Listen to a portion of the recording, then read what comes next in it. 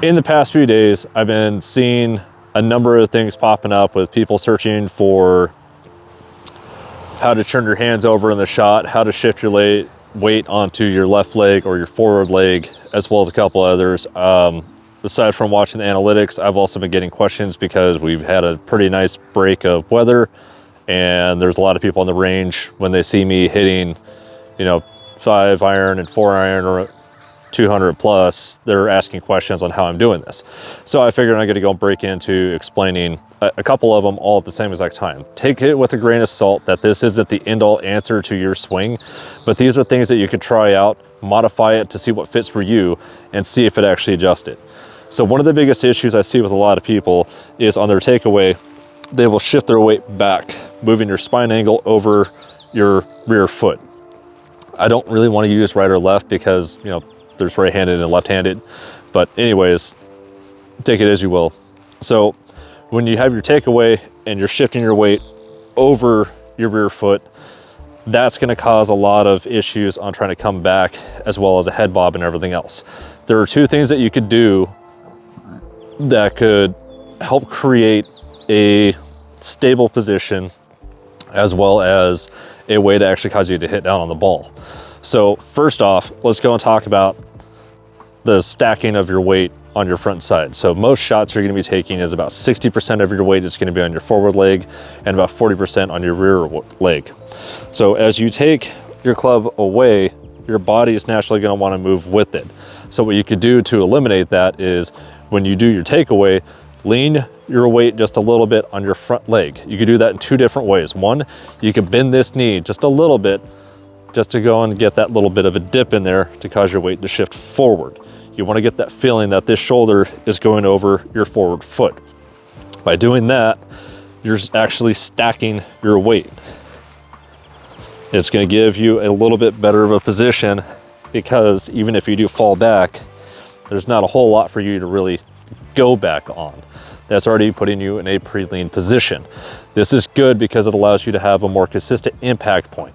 Now, one of the things that I'm going to note, if you do this, you are going to have to check your impact point in address, because you might actually be setting up back here because you're so used to falling back and hitting that your impact point went from your rear foot more towards the center forward of your stance.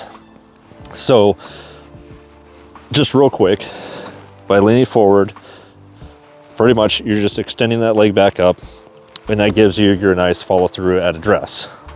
Now, the other thing that you could do in the same exact time is you can modify that into a modified stack and tilt. What exactly is a stack and tilt swing? It is literally you're stacking your weight on your forward leg, and then you tilt your back and spine into your hip as you fire that hip through. You're stacking and then you're tilting. And that allows you to have a very strong forward weighted stance to be able to hit down and through on that shot. Now, turning your hands through the shot, I want you to more or less envision, driving a car, you get your normal steering wheel. Your club is basically your steering wheel. Instead of it being, 12 inches or so, you now have one that is about 3/4 of an inch. What you do with your hands is how you're driving that car. The reason that you might not be turning your hands through the shot, it could be a number of different reasons. If you want a quick, easy solution on how to try to flip your hands through it, get the feeling like you're trying to sweep something with your hands and just turning that club face over. You're rotating, not necessarily your hands, you're rotating your arms, and that's going to give you that action. You don't really want to get too handsy with your swing because you're just adding in more variables that are going to cause you to have a lot of room for error and a lot of mishits. It could also cause you to snap hook it really bad. So a good thing to kind of get the feeling of is you want the toe of the club in line to the ground, and when you follow through, toe in line with the ground.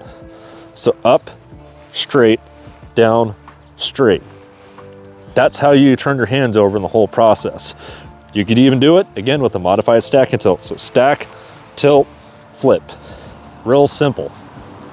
These are things that you could go and practice to go and try to get those three things in together, but you don't necessarily have to turn your hands through the shot. If you want to create a little bit more of a stable, consistent shot, as well as a good swing plane going through, keep this back into your hand in line with your target, almost like you're trying to backhand the direction you're going.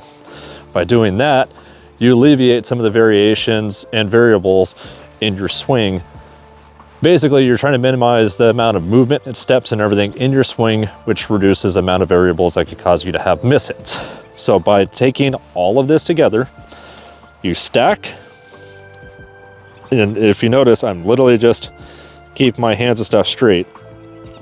So stack, take away, dip with your hip, shooting the hip down, keeping your hand at target, flip.